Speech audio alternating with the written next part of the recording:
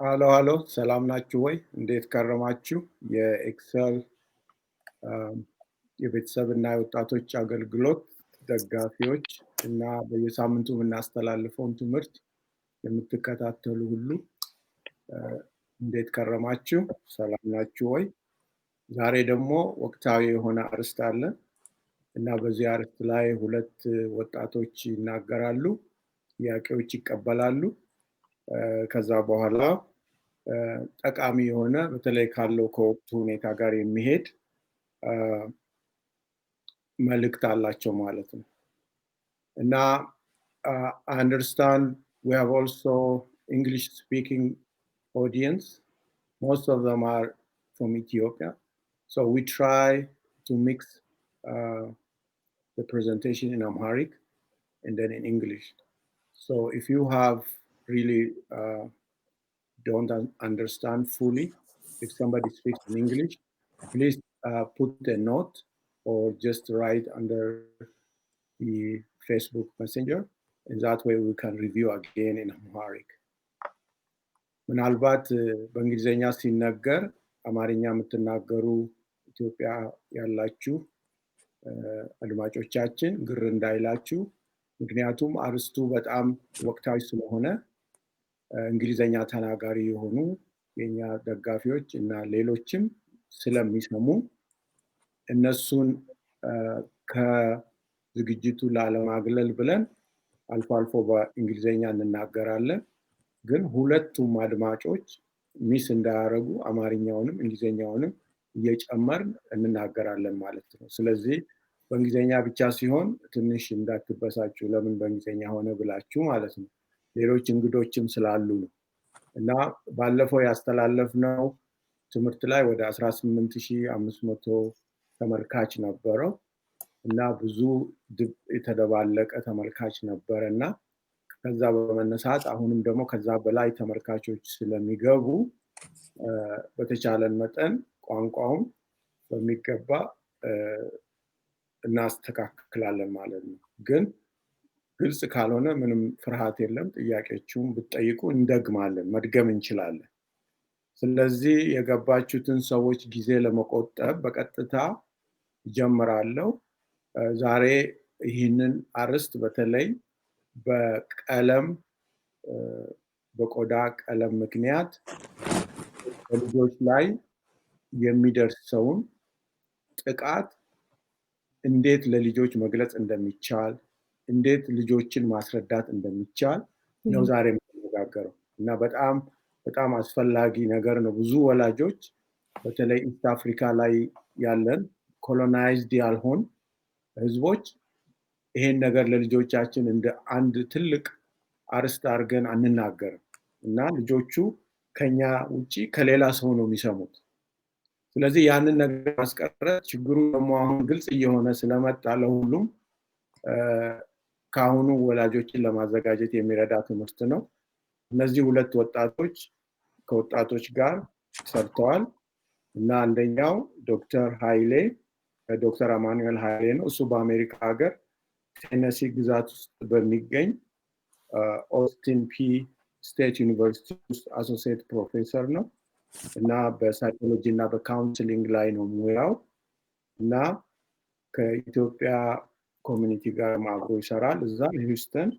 ስለዚህ ጠቃሚ የሆነ እውቀት ያለው ወንድማችን ስለሆነ የሚሰጠን ምክር ሙያዊ የሆነ ይሆናል። ዝም ብሎ ሳይሆን ሙያዊ የሆነ ነው።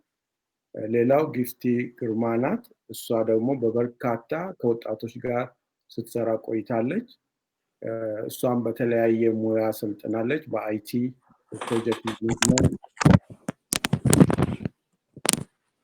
በፕሮጀክት ማኔጅመንት፣ በሲቲ ፕላኒንግ በተለያዩ መስኮች ላይ ሰርታለች።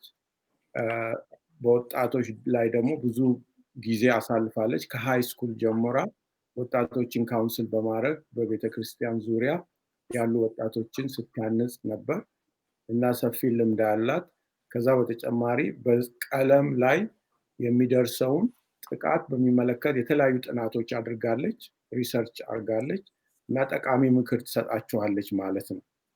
And basically for those who doesn't understand English, Today our topic is how we talk to our kids about color discrimination and when is the right time to talk. So this is a big topic, especially for the East African community who find it hard to discuss. And today we are going to open this discussion, and we have professionals in this area. The first one is Dr. Emmanuel Haile. He's associate professor at Austin Peay State University in Tennessee, and he's specialized in psychology and counseling. And Gifty also worked for so many years with young people, with Abesha, Ethiopian, Eritrean young people. So she has experienced their, their pain and their misconfusion. And today she can also teach us how, our youth see this discrimination in North America. So welcome everybody, and I'm happy to see you guys. Now the mic is yours. Thank you so much for the introductions. So Dr. Emmanuel and I will take the conversation over. And just like Dr. Gurma said, those of you guys that are Amharic speaking, he's able to actually go ahead and respond to that. It's very difficult to be trilingual and have many languages, so we'll try to do. So thank you, Dr. Gurma. We're going to go straight into our conversation. So Dr. Emmanuel Haile and myself, we actually know the current issues that are happening around the world. And that one of the big things is, especially with an issue, racism is a big topic. But today we're just going to focus just on the experiences of the East African community, of first and second generation immigrants who migrate to the US and to Canada. And that, like, how do we have conversation with kids about that? So I'm going to go ahead and kind of share from the Canadian perspective, and maybe you can share with us from the US perspective and with your profession. So those of you guys that have those of you that have children, we encourage this dialogue. We think it's great. So grab your teenagers, because this might be something that it could be good for them to have a conversation about. So I don't know if people know this, but oftentimes when it comes to racism and prejudice and discrimination and bias, a lot of times people don't realize that as children, as young as between the ages of 2 and 4 actually is when they start noticing these things. And so we need to start having conversations about these things. We need to show children, because they actually internalize the bias of what they see around them. And so it's really important. I think parents are really afraid to comment and to say anything about racism. But I want this to be an empowering conversation. This is just the reality that a lot of people live in. And so especially people in our community. And so, So Dr. Emmanuel Haile, you would say that children generally are naturally curious at that age, between the ages of 2 and 4. So them having an understanding of like color differences or racial biases, they kind of become a little bit sensitive to that at that age. Would you agree? Yeah, absolutely. I think, ስለ ዘር ሲወራ ወይንም ስለ ዘርም ሳይሆን በአጠቃላይ ስለ ቀለም በምናወራበት ጊዜ ከ2 ዓመት እስከ 3 ዓመት ድረስ ያሉ ኢቭን ከዛም በፊት ያሉ ልጆች አብረዋቸው በሚውሉትን ሰዎች እናታቸው ሊሆን ይችላል፣ አባታቸው ሊሆን ይችላል፣ የሚያሳድጋቸውን ሰው ሊሆን ይችላል። በእነሱ አይን ነው ሌሎች ሰዎችን ማየት የሚጀምረው፣ ወይንም እነሱን የሚመስሉ ሰዎች ሲያዩ ደስ ብሏቸው የመቅረብ ደስ ብሏቸው ጊዜ የማሳለፍ ለመጀመሪያም ጊዜ እንኳን ቢያዩዋቸው ልክ አሳዳጊያቸውን የሚመስል ሰው ሲያዩ፣ እናታቸውን የምትመስል ሰው ሲያዩ፣ አባታቸውን የሚመስል ሰው ሲያዩ ከለሩን ስለሚያዩ ውጫዊ ገጹን ስለሚለዩ በደስታ ከሌሎች ሰዎች ጋር ይገናኛሉ። ያላዩት ሰው ደግሞ ከአሳዳጊያቸው ጋር ከእናት ከአባታቸው ጋር ለየት ያለ ሰው ሲያዩ ደግሞ ትንሽ የመራቅ አብሮም ለመሆን መፍራት፣ እንዲያውም አንዳንዴ ማልቀስ፣ አላይም ብሎ ፊትን ማዞር ይታያል ማለት ነው። ይሄ እንግዲህ የሚያሳየን ጥናቶችን በጣም የሚያሳዩን ነገር ከልጅነት ጀምሮ ከ3 ወር ጀምሮ መልኮችን የማየት መልኮችን የመለየት አንድ አይነት ተመሳሳይ የሆኑ መልኮችን በአንድ አቅጣጫ ማስቀመጥ የተለያዩ መልኮችን ደግሞ የተለያየ መልክ ያላቸውን ሰዎች ደግሞ ሌላ ግሩፕ ውስጥ የማስቀመጥ ተፈጥሯዊ ሂደት ውስጥ ነው ማለት ነው። እና አይ ቲንክ ጊፍቲ ቅድም እንዳልሽው አለማውራት ከልጆቹ ጋር ካለው ስነልቦናዊ እድገት ከልጆቹ ጋር ካለው ውስጣዊ ጉጉት ጋር አብሮ አይሄድም። ማድረግ ያለብን ነገር መነጋገር ነው። ማድረግ ያለብን ይሄንን ኢሹ አንስተን መወያየት ነው እንጂ አሁን ፕሮባብሊ የሚቀጥሉት ነጥቦች ላይ አንቺም ተነሽዋለሽ። ግን አንዳንዴ ምናስባለን እንደ ወላጅ በቃ ምንም ነገር ሳንናገር ስለ ዘረኝነትም ሳናወራ ስለ ዘርም ሳናወራ ስለ ጥቁርነት ሳናወራ all of a sudden ልጆቻችን ይሄንን አውቀው እንዲያድጉ እንጠብቃለን። ኬት ነው የሚያውቁት ማለት ነው። እነዚህ ልጆች አሁን ከሌሎች ሰዎች አውቀውት እንዲያድጉ ከሆነ እየፈቀድን ያለ ነው። ሌሎች ሰዎች የሚሰጣቸውን መረጃ ስናምነዋለን ወይ? በምን መልኩ ነው ሌሎች ሰዎች እነዚያ ልጆች የሚቀርጿቸው የሚለውን ነጥብ እንዳለ ሆኖ እኔ ዝምታ ዘረኝነትን ያባብሳል ብዬ ነው የማስበው። መነጋገርና መወያየት ሬሲዝምን በጣም ይቀንሳል። ስለዚህ እንደ ወላጅ ከ3 ዓመት ጀምሮ ያሉትን የልጆችን የመጓጓት የማወቅ የሌሎች የሰዎችን መልክ የመለየትን ፍላጎት አውቀው እድሜያቸውን በሚመጥን መልኩ ውይይቶችን ንግግሮችን ማድረግ የሚያስፈልግ ነው። እድገታቸውም ያንን ያሳያል በአጠቃላይ። እውነት ነው። ትክክል ነው። እና because of their curiosity it's healthy dialogue እና ብዙ ጊዜም people don't realize is that when children are so young, we actually, the families that they grow up in, especially ብዙ ጊዜ, like we see parents who are coming into another culture, integrating, immigrating, and things like that. This is something that parents are struggling, but it doesn't have to be a tough conversation. So if you have a child that is between the ages of 2 to 4, really you can just begin to just point out colors in a positive way. You can actually allow the child to have a positive understanding with color, and so a lot of times what happens is they go to preschool or they go to kindergarten or they go to daycare and somebody points out their skin. But if you already are having these dialogues at home in a playful, positive way, it can actually help your child. I would say that. So and the other thing is, but you talk to the kids in different age groups, so for each age group it's important. Again, elementary kids is a little bit of my focus because that's a huge age range. But I think age range, what's really important, you are able to actually have conversations. Basically, it's important. Children are paying attention. So don't think kids are not paying attention what's happening in the current climate and in the home. What's really important is that what thing you can do is you can actually focus on, basically you can point out, for example, as a East African, like maybe our understanding of racism is a little different because Afro-Canadians and people of the diaspora have different experiences. So ours is more because we are immigrants, right? We migrated here, and so the kids feel very strongly connected to their roots. But when we see things, it's important to say, for example, I just put down a note here. Children in elementary school, you can just focus on the injustice. You can say, there's sometimes there's bad things happening and people are being treated unfairly, right? That's a good example. Fairness, ልጆች fairness understand ያደርጋሉ. They understand what's fair, what's not fair. So you can bring it from that perspective. It's not a good thing, but this is what's happening. Something happened to somebody and it's not fair. And this gives them an opportunity to address that. And so I understand also, like Zainawlai, when you see it in the news, there's a lot of things that can be very hard.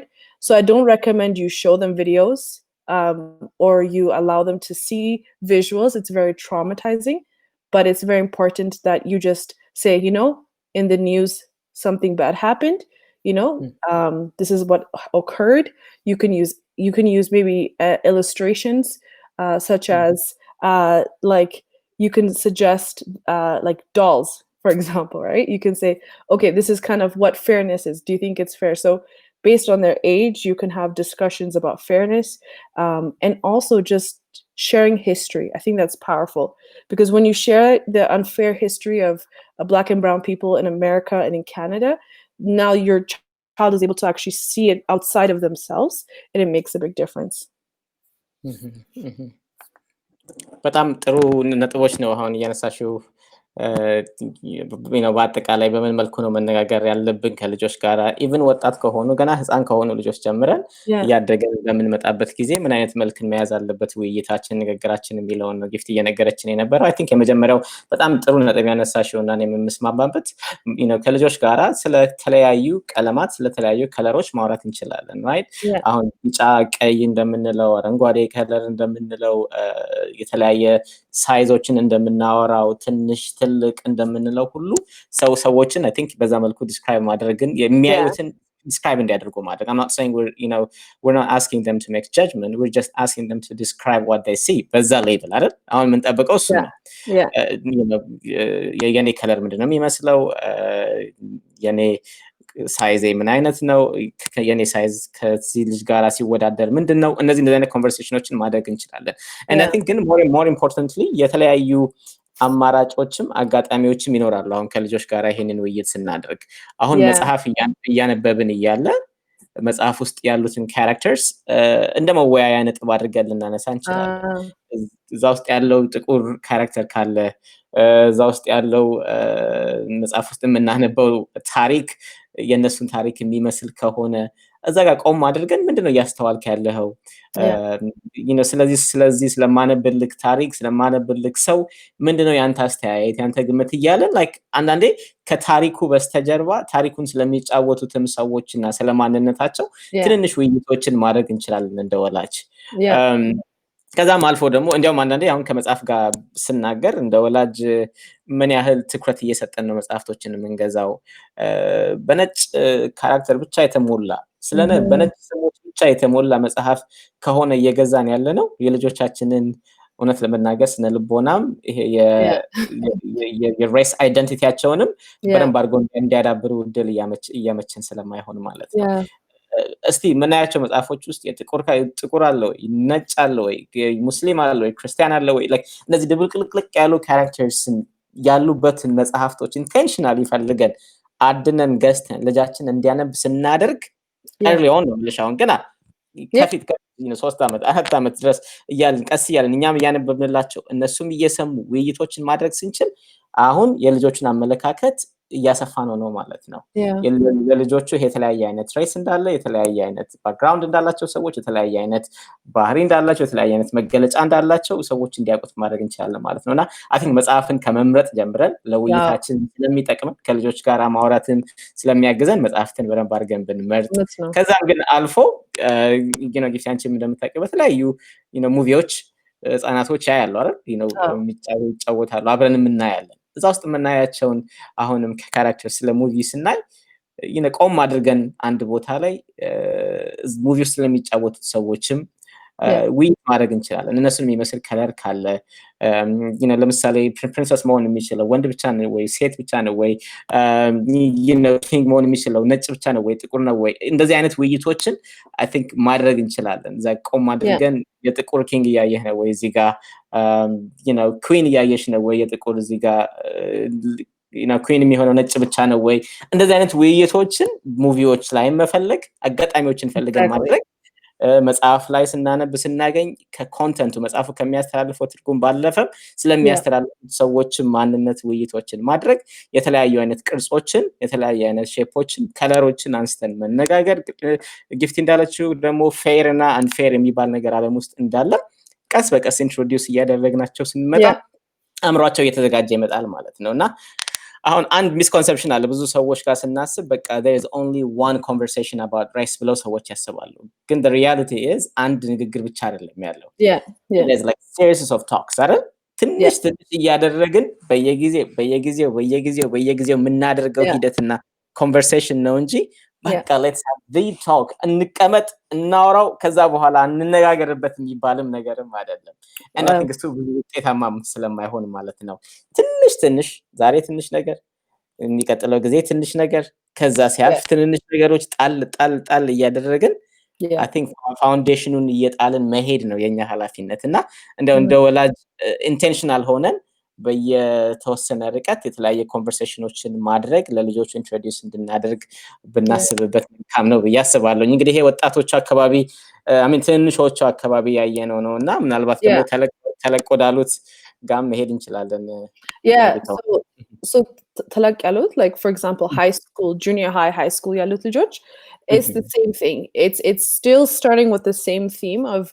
fairness and understanding what bias is the problem is I just want to say this like ብዙ አበሻ ቤተሰቦቹ they're actually not having this conversation with their kids they're what's happening in America and in Canada is that ልጆቹ ትምህርት ቤት ይሄዳሉ ከዛ በኋላ somebody is telling them who they are you know it's pointing out their difference and because kids are naturally curious and they have not had exposure they go to a predominantly French school right so if they're going to a school where their classmates don't look like them it is very natural for unfortunately it is that happens but these implicit racist bias that happens is simply because ልጆቹ ያድጉበት ቤት is very different than how your kids grow up so parents can take the power back by actually having dialogue that even before they go out is just emphasizing like hey like identity speaking into them saying this is your color so before I go to youth though I do want to share something with you guys if you guys are listening this is very important this is very accurate information so I did a poll on social media today and now I wanted to see how many people were going to participate and when I did this poll I was really moved because over 65 people participated. They responded, and a lot of them, I'm a pastor, so I've counseled and worked with youth for a very long time, and a lot of them I know them, and some of them I don't. But it's young adults and adults who responded. Now, this is experiences in Canada, so maybe in the US it's different, but so far 65 of them responded, and that basically 75% of them 75% out of all like the whole number of people said that their parents had never explained like just explanation what racism is what discrimination is or what bias is and then because of that 83% of them had their first experience in elementary school some as young as 4 in preschool so this is like የኛ ሰው ልጆች ማለት ነው የኛ ልጆች ናቸው this is people of Kenya from Africa የመጡት ማለት ነው እና they immigrated here to Canada and that's a high number but interestingly enough this is the very first experience but only about 8% of them experienced racism in high school do you see how huge the difference is 83% their very first exposure to racism was in elementary school so this is why our discussion of racism is very important with our children, with our grandchildren, with our nieces, our nephews. We have a responsibility to have a positive conversation because again, it's just the world that they live in. It doesn't always look like them. And this is why movies and books are so powerful is because kids can see themselves. And Yahoo, like because we came Kalilagar, ከኢትዮጵያ መጣን, ከኤርትራ መጣን, ከአፍሪካ መጣን. It's lenya but it's very easy to just be like okay like hulachin we all look the same and the crazy thing is and I will tell you this is very important 91% of them said they had racism experiences in Canada that their parents don't know about to this day and most of them are over the age of 30 and between the ages of 16 and 30 so you can imagine so much ልጆቻችሁ እያለፉ it is not your fault parents it's not to say that but I think it's important to point this out so when we're saying okay this is why having conversation with your kids in elementary and junior high is important is because there's actually a generation before them that has experienced this that's really what we're doing So ብዙ ጊዜ አሁን older kids, you can just say this. You can say that there are things happening in the news that are very upsetting. You know, some police officers made bad choices and for the wrong reasons because, you know, of these issues. And you can go in and explain it without actually being very, your language doesn't have to be violent. It doesn't have to be aggressive, but you can just say it in a way that still explains to your child without making your child scared. So when they're teenagers, they look like they don't care, right? ምንም አይመስላቸውም ግን እና ስጠይቃቸው like ለምንድን ነው ለቤተሰባቸው አልነገርና why didn't you share this with your parents? A lot of them just said, you know, like የኛ ቤተሰብ በቃ they worked so hard and we don't want to hurt them. Like እንዲጎዱ አንፈልግም. We don't want them to be hurt because they worked so hard to come here. And not the racism and discrimination that the parents face and the kids face, it's not an easy thing, but there is power in conversation. That's the main key. Dr. Emmanuel and Emilo, like it's important that we have conversation that says, hey, it's in love, right? Like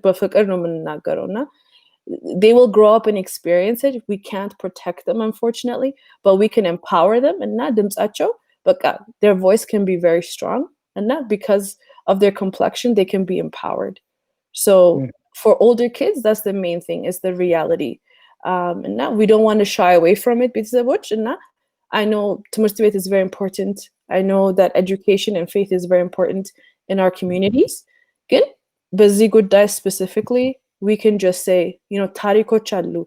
On Amazon if you just look on Amazon alone, books for age groups, there's even like so many books for different age groups. It is so easily accessible. You know, even New York Times did an article about how to raise children that are not racist. Like there's so many resources now. Parents just have to get outside of their comfort. And that's a difficult conversation. Again, the generation before your children really wants parents to know that, you know, we want to see that change, and it's not to blame the generation before, but is to empower it. If their first experience is in elementary, and there's some, and that's 83% of people, I think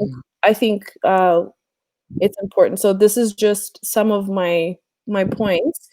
And now, sorry, the other point is, when they share their experience, I know sometimes Benya culture, like people have a response, like, you know, when you respond to something, oh wait, you know, like you know, like there's just a natural response. And now like emotionally, but a space is safe in Dihon. It has to be a space that's safe to have a conversation, especially for the older kids. And now it's very normal if you grow up being a visible minority in a predominantly like you are a visible minority wherever you go. Now that's a huge thing, is for the kids that are older, you know, did anyone, you can just have conversation, but if you don't ask, you won't know. And it's because they want to protect their parents. That's the beautiful part, is that these kids love their parents and they don't want to break their parents' heart, because and that's the reason why. Yeah, that was so powerful. Thank you for sharing the findings. But powerful ነው። ሁለት ነገር አይ ቲንክ ልጆቹ ወላጆቻቸውን ፕሮቴክት እያደረጉ ግን ደግሞ በውስጥ ራሳቸው በፔን ውስጥ እያለፉ መሆኑን ስሰማ በጣም ነው እኔም እንትን ያለኝ በእውነት like there should be a better way of approaching this. መጨረሻ ላይ ከተናገርሽው ሐሳብ ልጀምር። ጊፍቲ በጣም ትልቅ ነጥብ ነው ያነሳሽው። ልጆቹ ውጪ በሚኖሩበት ጊዜ they are invisible ለብዙ ሰዎች፣ ምክንያቱም የሌላ ሀገር ባህል ነው ያላቸው፣ ስማቸው ለየት ያለ ነው። they are an outsider, you know, as much as they're trying to be an insider, ግን ደግሞ there are some differences አይደል? እነዛን ደግሞ አይተው እንደ outsider ራሳቸውን ሊያዩ ይችላሉ። አሁን እቤት በሚመጡበት ጊዜ let them feel safe. አሁን እኔ በጣም ከምንም በላይ even if I mention the number one priority ነው ብዬ በጣም የማስፈልገው ሬስ እና አይደንቲቲን በተመለከተ የሚኖረው ውይይት ላይ መልካም የሆነ ግንኙነት ማዳበር ቤተሰቦች ከልጆቻቸው ጋር it's only when they feel safe they start opening up እንጂ በቃ ይገባኛል የወላጆቹም ኒድ ይገባኛል ኤምፓወር ማድረግ ወላጆቹን ያስፈልጋል ሪሶርስ መስጠት ያስፈልጋል ስለነዚህ ነገር አውሩ እያልን የሚያወሩበትን ቱል ካልሰጠን እንዴት አድርገው ማውራት እንዳለባቸው ውይይቶች ካላደረግን ሰጀሽን ብቻውን ብዙ ርቀት ላይ ያስኬድ ይችላል አሁን ይሄ የሚደረገው ውይይት is a resource ለወላጆች እየተጠነው ያለ ሪሶርስ ነው እና እንደዚህ አይነት ሪሶርሶችን ወደ ወላጆች ጋር ያደረስን እንዴት ነው መናገር የሚችሉት እንዴት ነው ይሄንን አፕሮች ማድረግ የምንችለው የሚላ እንዲነጋገሩ ማድረግ ወደ ነጥቦች ሲመጣ I think የመጀመሪያው ነጥብ ሪሌሽንሺፕ መልካም የሆነ ጤነኛ የሆነ ግንኙነት ከልጆቻችን ጋር እንዲኖረን ማድረግ በልጅና በአባት መካከል በልጅና በእናት መካከል በቃ ግልጽ የሆነ ልጆቹ vulnerable ሆነው ስለ ትምህርት ቤታቸው ስለ ውሏቸው ስላላቸው ኤክስፒሪየንስ እንዲያካፍሉን የሚያስችሉ ጊዜዎችን መመደብ ለኔ በጣም ተተለቅ ላሉት ልጆች በጣም አስፈላጊ ናቸው ብዬ ከማስባቸው ነገሮች ውስጥ አንዱ እሱ ነው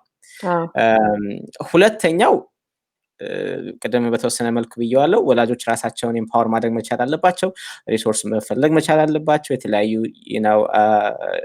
መልእክቶችን የሚያገኙበት አርቲክሎችን ዩቲዩብ ሾውስ እያዩ በምን መልኩ ነው ራሴን ለዚህ ቻሌንጅ ለዚህ ውይይት ማዘጋጀት ያለብኝ የሚለው በየጊዜው ማከናወን ማድረግ መቻል ይኖርባቸዋል ሌላው ግን የልጆቹን ታሪክ በደንብ አድርገው መስማት ልጆቻችንን ማዳመጥ አሁን often times ብዙ ጊዜ እኛ ተናጋሪዎች ነን እንደ ወላጅ when we take that role like በቃ ወላጅ ነኝ ሁሉንም አቃለውኝ እናናገራለውኝ even ልጆቹ ሳይነግሩኝም ወዲያውኑ ወደ መምከር ጀምራለሁ ከሬስ እና ከአይደንቲቲ ጋር የተያያዙ ውይይቶች በሚመጡበት ጊዜ በጣም ኪ የሆነውን ፓርት በጣም በተደጋጋሚ ሁላችንም እንደምናውቀው ልጆቻችንን አቅርበናቸው ሲናገሩ መስማት ውሏቸውን እንዲገልጹልን ማድረግ አሁን አሜሪካ ውስጥ አንዳንድ ስቴቶች ላይ በጣም በሚያሳዝን ሁኔታ ልጆቹ ውስጣቸው ይዘው ሳያካፍሉት ተሸክመው መጨረሻ ላይ ራሳቸውንና ህይወታቸውን የወሰዱ ልጆችን ታሪክ ሰምቻለሁኝ እንግዲህ እዚህ ድረስ እስኪደርስ እንትን ማለት የለብንም በልጅና በወላጅ መካከል ድልድይን መገንባት ያስፈልጋል we really need to start building bridges between the parent and the child አይደል ከዛ በኋላ ቁጭ ብለው ማውራት እንዲችሉ መነጋገር እንዲችሉ ሪሌሽንሺፓችንን እንፈትሸው ከዛ አልፎ ደግሞ ልጆቻችንን ማዳመጥ አንዳንዴ ከትምህርት ቤት ውጪም ስላሉ ነገሮች ልጆቻችንን ማዳመጥ ባለፈው በተወሰነ መልኩ ሜንሽን አድርጌዋለሁ እንደው it's very tempting I know የመጣንበት ባክግራውንድ የመጣንበት ካልቸር ትምህርት በጣም አስፈላጊ ነው ትምህርት ነው በጣም important thing that's the number one thing is school እንላለን አይደል ከትምህርት ቤት ውጪ ግን ልጆቹ ህይወት እንዳላቸው በተወሰነ መልኩ እንረሳዋለን እኔ እንደ ወላጅ አሁን ራሳችንን ቻሌንጅ እንድናረግ የምፈልገው ነገር የልጆቹን የትምህርት ቤት ቼኪን እንዳደረግን ሁሉ ማህበራዊ ህይወታቸውን ሶሻል ላይፋቸውንም ቼኪን ማድረግ መቻል አለብን ኢሞሽናል ላይፋቸውንም ቼኪን ማድረግ አለብን አጠቃላይ ዌልነሳቸውንም ቼኪን ማድረግ መቻል አለብን ይሄንን ለማድረግ የተወሰኑ ሰዓቶች በሳምንት አንድ ሰዓት ሊሆን ይችላል እንደ አቅማችን እንደምንኖርበት ሁኔታ በቀን 30 ደቂቃ ሊሆን ይችላል አንዳንዱ በሳምንት አንድ ሰዓት ሊሆን ይችላል እነዛን ሰዓቶች አሳይን አድርገን what's going on ምንድነው ካንተ ጓደኞች ጋር አንተን የሚመስል ጓደኛ አለ ወይ ሌሎች ሰዎች ስላንተ የተናገሩ የሚያበረታታ ነገር አለ ወይ ስሜትን የጎዳህ ነገር ሌሎች ሰዎች ያሉክ ነገር አለ ወይ ሌሎች ሰዎች ስሜትን ሲጎዱህ እንዴት ነው ወዴት ነው የምትሄደው እንዴት ነው አፕሮች የምታደርገው የሚሉ ለራሳቸው አድቮኬት ማድረግ እንዲችሉ ማድረግን ትሬን ማድረግ ያስፈልጋል ያንን ኢቭን ከቤት ጀምረን አይደል ከቤት ጀምረን አንድ ልጅ ለመብቱ በሚጠይቅበት ጊዜ ዝምበል እያለን ካሳደግ ነው ነገ ከነገ ወዲያ ያ ልጅ መብቱን የሚጠይቅ ልጅ ሆኖ ያድጋል ወይ ምክንያቱም በታናሽና በታላቅ አንፌር የሆነ ነገር ሲደረግ አይቶ ለማስታረቅ የሚሞክር አይነት ጸባይ ስታዩ ያንን በጣም ኢምፖርታንት ማበርታት ያስፈልጋል በጣም ፌርነስ ላንተ ጀስቲስ በጣም አስፈላጊ መሆኑን እያየው ነው ያንን ህይወትም በቤቴ ውስጥ እያሳየኸው ነው እያለን ያንን አይነት አይደንቲቲም እንዲተላበሱ ልጆቹ እንዲያድጉ አድርገን I think ማስተማር ይኖርብናል ትምህርት ቤት የራሱን ስራ ይሰራል ላይ ነው ጓደኞች በራሳቸው መረጃ ይሰጣሉ እንደ ወላጅ ደግሞ ማድረግ ያለብንን ነገሮች ለማድረግ ነው። አንዳንድ ወላጆች ያካፈሉኝን ነገሮች ልንገርሽ፣ ወር ሲያደርጉ ያነበብኳቸውን ታሪኮች ልንገርሽ እና ጨርሳለሁ። እኛ አሁን ሰሞኑን በምንሰማው መጥፎ ዜና የተነሳ ምን ያደረጉ ወላጆች አሉ? ልጆቻቸውን ሰብስበው የካንድል ላይት ቤታቸው ውስጥ ሻማ አብርተው የሞቱትን አሜሪካ ውስጥ ያረፉትን ብዙ ሰዎች ናቸው በፖሊስ ብሩታሊቲ ቤታቸው ውስጥ ያሰቡ ሰዎች እንዳሉ እየሰማሁ ነበር እና that's very powerful። አሁን አንዳንዴ መጽሐፍ ላይ እንደዚህ መታገል ነው አንፌር የሆነ ነገር ስታደርጉ ተናገሩ፣ ድምጻችሁን አሰሙ ከማለት ባለፈ ሁሉን ሰብስቦ አንድ ላይ ሻማ አብርቶ የሞቱትን ሰው እያሰቡ አንፌር የሆነውን ትሪትመንት እያሉ መነጋገር ፕሮሰስ የማድረግን ኤክስፒሪየንስ ወደ ቤት ማምጣት very powerful እና አንዳንድ ወላጆች እንደዛ ሲያደርጉ ሳይ በጣም ደስ ነው ያለኝ። ከዛም ደግሞ የማይተናነስ ወላጆች ልጆቻቸውን ወደ ሰልፍ ቦታ ይዘዋቸው ሄደዋሉ። አሁን there's a bunch of demonstrations going on in different cities አይደል? So safe የሆነውን peaceful የሆነው demonstration ላይ ልጆቹን ሁላ ይዞ እስከመሄድ ድረስ ወላጅ ይሄ ነው በቃ ሶሻል ጀስቲስ ማለት ይሄ ነው። ሰዎች መብታቸው ሲረጋገጥ this is how they ask even ከቴሌቪዥን ማየትና የዛ አካል ሆኖ ማደግ በጣም የተለያዩ ነገሮች ናቸው። እና እነዚህ ወላጆች የሚያደርጉት ነገር ሴፍ በሆነ ቦታ ላይ they make sure that ልጆች ላይ አደጋ ማያደርስ መሆኑን ከተረጋገጠ በኋላ ልጆች ሰኑ ደቂቃዎች so they get a feel of what it's like to fight for one's right ከዛ ተመልሰው ወደ ቤታቸው ይዘዋቸው ይመጣሉ ማለት ነው። ለካ ለመብት መታገል ማለት ይሄ ነው፣ ለካ ለመብት መታገል ማለት ይሄንን ነው የሚመስለው የሚለውን መረጃ ይዘው እንዲሄዱ ያደርጓቸዋል ማለት ነው። እና I think parents could be as creative as possible እንደዚህ አይነት ነገሮችን በማምጣት ውይይቶችን ማድረግ ይቻላል ብዬ አስባለሁ። Dr. Girma is back in the conversation and we're going to give him the floor so that he can give us his thoughts. ያው የሰማችሁትን አንድ ላይ ለማሰባሰብ ነው። ምክንያቱም ብዙ ተመልካቾች ስላሉን በተለይ ኖርዝ አሜሪካ ውጪ በአማርኛ የሚከታተሉን ብዙ ስላሉ ሐሳቡን አንድ ላይ በደንብ ሁለታችሁ ያቀረባችሁትን አንድ ላይ ለመጭመቅ ሞክራለሁ።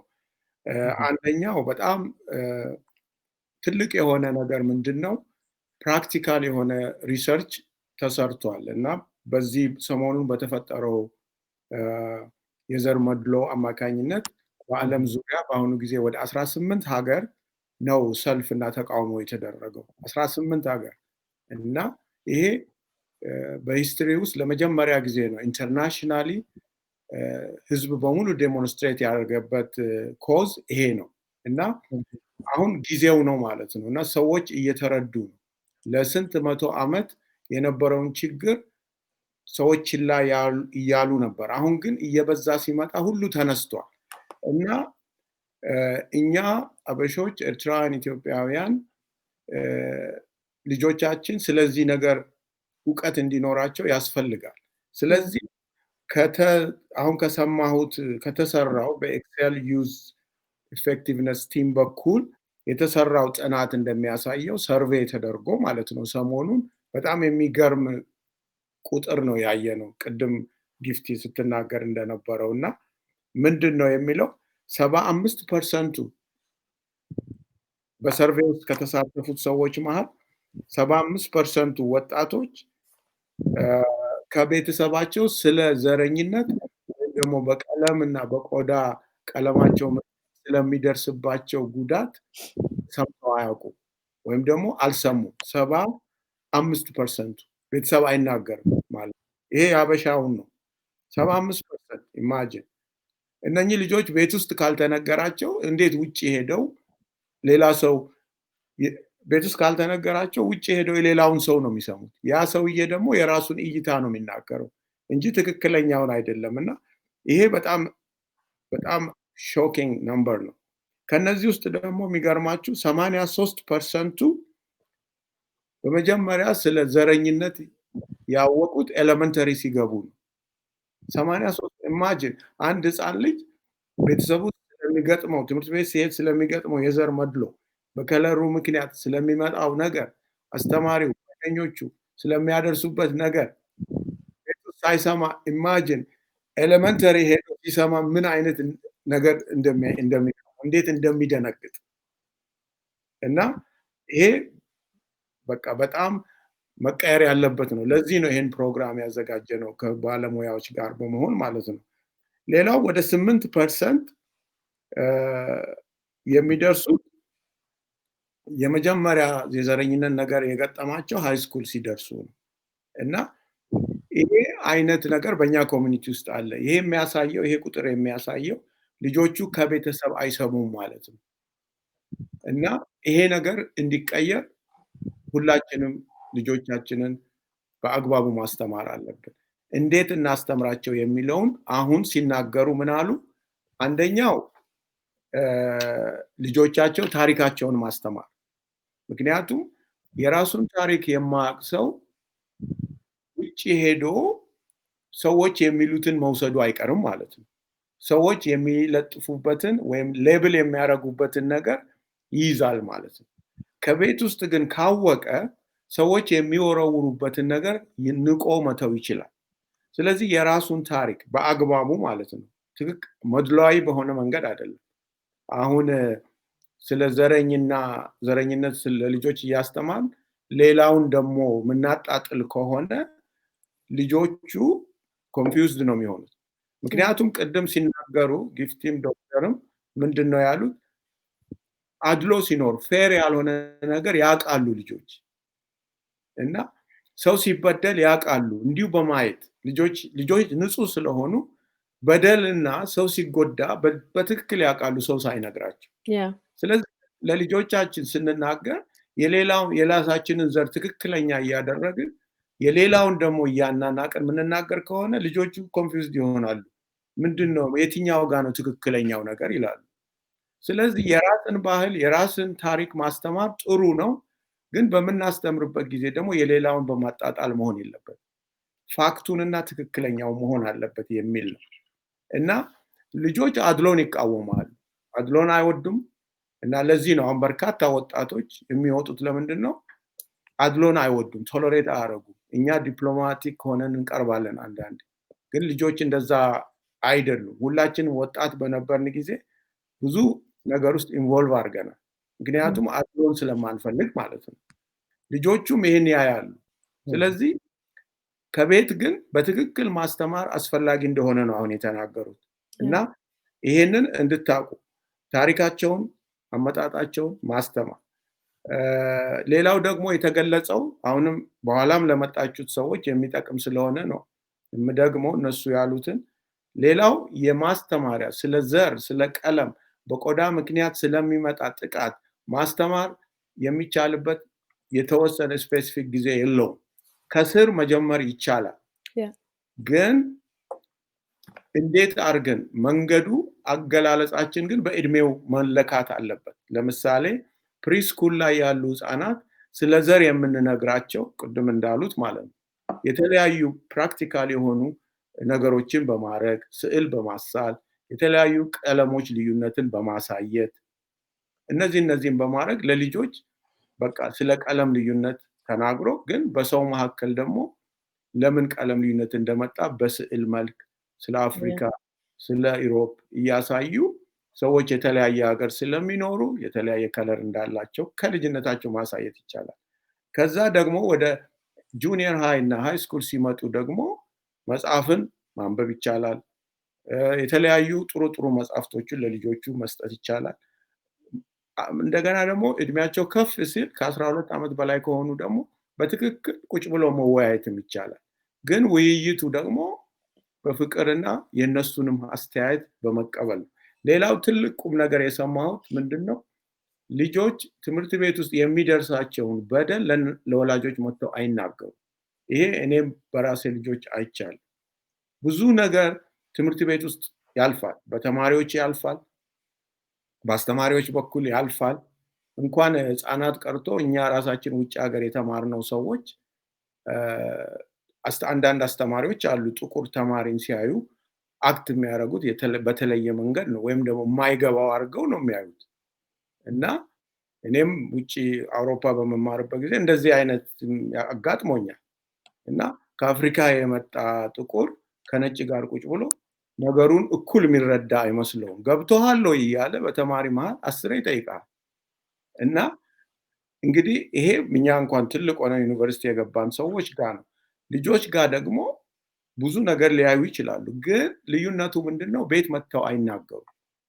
እና ለወላጆች የማይናገሩበት ምክንያት ምንድነው? ወላጆች ራሳቸው የሚያልፉበት ብዙ ነገር ስላለ በስደት የመጡ ስለሆነ መከራ አይተው ከአገር አገር ዞረው እዚህ መጥተው እንደገና 2 ስራ እየሰሩ የሚያሳድጓቸው እንደሆነ በየቀኑ ስለሚያዩ እንደገና ሌላ ፕሮብሌም ቤት ይዘው መምጣት አይፈልጉም። ይሄ በእኔ ልጆች አይቼዋለሁ። አንድ ሁለተኛ ደግሞ ቤተሰብ ከሰማ ሄደው ይጣላሉ ብሎ ያስባሉ። ሄደው ይጣላል፣ ከአስተማሪ ይጣላል፣ ከትምህርት ቤት ጋር ይጣላል። ስለዚህ ይህን ሁሉ ነገር አቮይድ ለማድረግ አለመናገር ነው የሚመርጡት። ግን እኛ በዘዴ ግን ከልጅነታቸው ጀምረን ስለዚህ ጉዳይ ምንነግራቸው ከሆነ መጥተው የመናገር እድሉ በጣም ሰፊ ነው የሚሆነው ማለት ነው። እና ሌላው ትልቁ ነገር ደግሞ ለውይይት የሚመች ሴፍ ኢንቫይሮንመንት መፍጠር ነው። ኮሚኒኬሽን ላይ የምትሰሩ ሰዎች ታውቃለህ። ሰዎች ኮሚኒኬሽን ኢፌክቲቭ የሚሆነው ሴኪር የሆነ ኢንቫይሮንመንት ሲኖር ነው። ጀጅመንታል የሆነ በፍርድ አእምሮ ሰውን የምንሰማው ከሆነ ኮሚኒኬሽን ኢፌክቲቭ አይሆንም። ሰውየው መልእክታችንን ይዞ አይሄድም። እና ሰዎች ኦፕን የሚሆኑት ምንድነው? እኛ የምንሰማቸው ከፍርድ ውጪ ከወቀሳ ውጪ ሆነን የምንሰማቸው መሆኑን ሲረዱ ነው። የጀጅመንታል ማይንድ ይዘን ከሰው ጋር የምንነጋገር ከሆነ ሰውየው ራሱን ነው የሚዘጋው፣ ብዙ አይናገርም። ህፃናትም እንደዚህ ናቸው። አባት እናት ትንሽ ነገር ሲናገሩ የሚቆጣ ከሆነ ወይም አይሰሟቸው ከሆኑ በሚቀጥለው ጊዜ ምንም መናገር አይፈልጉም። እና መጀመሪያ ቅድም እንደተባለው ኢንቫይሮንመንቱ የተመቻቸ መሆን አለበት ከነሱ ለመውሰድ። እንደገና ፍቅራችን ደግሞ በመቆጣት በኃይል ሳይሆን በፍቅር እና ለልጆቹ ከማሰብ የተነሳ መሆኑን እያሳየን መሆን አለበት። እና እነዚህን ሁሉ ነው እንግዲህ ሲናገሩ የነበረው። እና በተለይ አማርኛ የምትሰሙ ኢትዮጵያ ውስጥ ያላችሁ ምናልባት የዘር መድሎ እንደ እዚህ ኖርዝ አሜሪካ እንዳለው ላይደርስ ይችላል። ግን እኛም ሀገር ቢሆን ደግሞ በተለያየ መንገድ ሰው በቋንቋ በዘር የሚነጋገርበት ነገር ስላለ ይሄ ሜትድ ይሰራል፣ በዛም ይሰራል። ሌላው ግን እኔ መጨመር የምፈልገው ከዚህ በተጨማሪ አንዳንድ ሲቹዌሽኖች በከተማ ውስጥ በሚኖሩ ጊዜ ከፖሊስ ጋር መጋጨት ይኖራል። ስለዚህ ወጣቶች ከፖሊስ ጋር በሚጋጩ ጊዜ በተቻላቸው መጠን ህግ አክባሪ መሆናቸውን ማሳየት አለባቸው። አንዳንድ ጊዜ ፖሊሶቹ አግሬሲቭ ስለሚሆኑ አሁን ይሄ ሁሉ ችግር በዓለማችን ዙሪያ ቁጣ ያስነሳው ችግር ምንድነው? ፖሊሶቹ ጥቁር ሲያዩ ጥቁር በሙሉ ወንጀለኛ፣ አጥፊ፣ ሌባ፣ ገዳይ አርገው በአእምሯቸው ስለሚያስቀምጡ አግሬሲቭ ነው የሚሆኑት ኢሚዲየት። እኛ ግን አሁን ልጆቻችን በተለይ እነሱ እንደዛ ሲሆኑ እኛም አግሬሲቭ መሆን አይገባም፣ ወይም ደግሞ ልጆቹ አግሬሲቭ እንዲሆኑ አያስፈልግም። እና ህግ አክባሪ መሆናቸውን የሚሉትን መታዘዝ፣ በንግግር ላይ ደግሞ እላፊ ንግግር አለማድረግ፣ አላደ ተገቢ የሆነውን ነገር ማድረግ፣ ምክንያት አለመሆን ማለት ነው። ምክንያቱም እነሱ ትንሽ ምክንያት ነው የሚፈልጉ። በቁጣ መልስ የሚሰጥ ልጅ ካገኙ የናቃቸው ይመስላቸውና ኃይል ላይ ይመጣሉ ማለት ነው። እና ለልጆቹ ፖሊስን ሲያዩ ምን ማድረግ እንዳለባቸው ምክር መስጠት፣ አማካሪ ሌሎችም ሰዎች ከኛ የተሻለ ሊኖሩ ይችላሉ። ራሱ ፖሊስ የካዴት ስኩል አለ እዚህ ከተማ፣ እነሱ ሁሉ ትሬኒንግ ይሰጣሉ። እና እሱን መጠቀም ከፖሊስ ጋር ያለን ግንኙነት ችግር እንዳያመጣ ማለት ነው። ሁለተኛው ችግር ካለበት አካባቢ እና ሰዎች መራቅ አለባቸው ልጆች። ይሄ በጣም ግልጽ ነው። ምክንያቱም ልጆች ስለሆኑ ከሁሉም ሰው ጋር ተጫውቶ አብሮ መውጣት መግባት ይወዳሉ። ግን የቤተሰብ ኃላፊነት ግን የሚውሉበት ስፍራ ምን እንደሆነ፣ ችግር ያለበት አካባቢ ላይ የሚውሉ ከሆነ ከዛ እንዲርቁ ማድረግ ያስፈልጋል፣ በጣም ያስፈልጋል። እንደገና ጓደኞቻቸውንም ማወቅ ያስፈልጋል። ምክንያቱም አንዳንድ ጊዜ የሆነ ናይት ክለብ የሚሄዱ ከሆነ እዛ ናይት ክለብ ውስጥ ሊፈጠር የሚችል ብዙ ነገር አለ። እኛ የኔ ልጆች እንኳን እንደዛ አይሄዱም፣ ግን የብዙዎቹን ሳይ ማለት ነው ችግር የተፈጠረባቸውን ግድያ፣ ወንጀል የተፈጠረባቸውን ቦታ ስንመለከት ብዙውን ጊዜ ምሽት ላይ ናይት ክለብ ላይ የተለያዩ ቦታዎች ላይ ነው። ከነዚህ ቦታ ላይ ቲኔጀር ያላችሁ ወላጆች ማራቅ የግድ ነው። ለነሱ ሴፍቲ ሲባል ደግሞም ጠቃሚም አይደለም። ምንም ከዛ የሚያገኙት ነገር የለም። ያንን አቮይድ ማድረግ፣ ከዛ እንዲርቁ ማድረግ፣ ጓደኞቻቸው እንዲመርጡ ማድረግ። አንዳንድ ጊዜ ጓደኞቻቸውን ላያሳዩአችሁ ይችላሉ፣ ግን የተለያዩ መንገዶችን በመጠቀም ጓደኞቻቸውን እንዲጋብዙ በራችሁን ክፍት ማድረግ፣ በርዝዴ ሲኖር ጓደኞቻቸውን እንዲጠሩ ክፍት ማድረግ። እኛ ሀገር የልጆች በርዝዴ ሲኖር ወላጆች ናቸው የሚመጡት። እሱ ሳይሆን የልጆቹ ጓደኞች እንዲመጡ በማድረግ ልጆቹን ማወቅ እና መረዳት ይቻላል። እና እነዚህ አስተያየቶች በሙሉ አሁን ከሁለቱ ተናጋሪዎች የመጣ ነው። ምናልባት በኋላ የመጣችሁ ሰዎች የመጀመሪያው ተናጋሪ ዶክተር አማኑኤል ነው። በቴነሲ በሳይኮሎጂ እና ካውንስሊንግ ላይ አሶሲየት ፕሮፌሰር ነው። እሱ ከኛ ጋር አለ። ጊፍቲም ደግሞ በዚህ ከተማ ያላችሁ ብዙዎቻችሁ ልታውቁ ትችላላችሁ። ከወጣቶች ጋር ብዙ ሰርታለች፣ ከሃይ ስኩል ጀምራ ማለት ነው። በዘርና በቀለም መድሎ ላይ ስለሚመጣ ጉዳይ ብዙ ጥናቶችና ጽሁፎችን አዘጋጅታለች። የኤክሰል ፋሚሊ ዩዝ ሶሳይቲ ደግሞ የዩዝ ኢፌክቲቭነስ ፕሮግራም ኮኦርዲኔተር ናት ከነ ዶክተር ኤፍሬም እና ከነ ዮናስ ጋር። ስለዚህ ስለሰጣችሁን ጠቃሚ ትምህርት በጣም አመሰግናችኋለሁ። ጥያቄ ካላችሁ መጠየቅ ትችላላችሁ። አሁን ወደ እናንተ ልመልሳችሁ። ምክንያቱም እንግሊዝኛ ብዙ ስለሚናገሩ መልእክታቸው ሜዳ ላይ እንዳይቀር ብዬ ነው። Thank you. Okay. So one of the things Dr. Girma made ብዙ important points and summarize አድርገዋልና one of the things I want to encourage parents is ብዙ ጊዜ parents get discouraged when they hear something that they don't expect እና ብዙ ጊዜ በዳያስፖራ አሁን first generation immigrants, second generation immigrants, however they እንደመጡት ቤተሰቦቹ oftentimes አሁን ፍራታቸው የኛን culture ይረሳሉ ልጆቹ ነው የሚያስቡት። በጣም ፍራት እንደዚህ እንዳለ አውቃለሁ።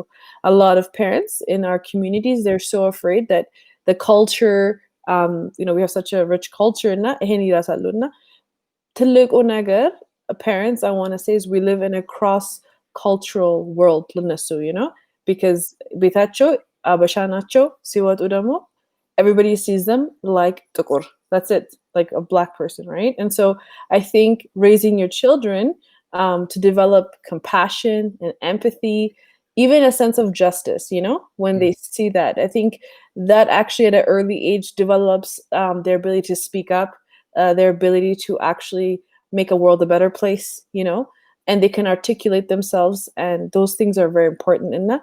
በፍራት እንዳንኖር ቤተሰቦቹ, that's the big point. እና a lot of us አሁን we grew up እዚህ ነው ያደግነው ግን ከሌላ ሀገር ነው የመጣነው, but we turned out okay, right? So I think be encouraged that the generation before, the ወጣቶቹ በቃ they really understand እና struggle it's not በቃ በዚህ ጉዳይ በቃ የትም አንሄድም ሳይሆን there's more of us በቃ ብዙ እያደገ እኛ አሁን ዶክተር ማኑኤል ስነግረው ነበር even online የወጣቶች በእኛ እድሜ ዳያስፖራ አሁን የወጣን ከኢትዮጵያ ከሌላ ሀገር የመጣን ወደዚህ የመጣ ነው to Canada or to America, there's a huge level of pride and joy in their culture.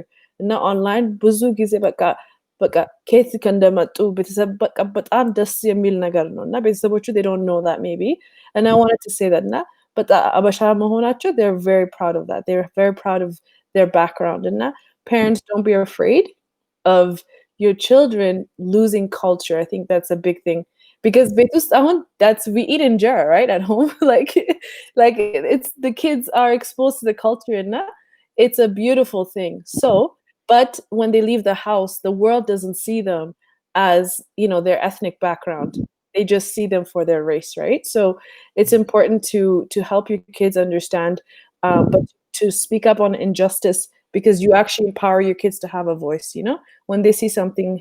Even if you go to a grocery store now, you see something that's not right, you can explain to your child, okay, you know, instead of kafachu, okay, hey, so bazizar manamin, instead of saying something like that, you can just say, you know what do you think this, what do you think, not discussion marag example yaraguna. That's one of the main things.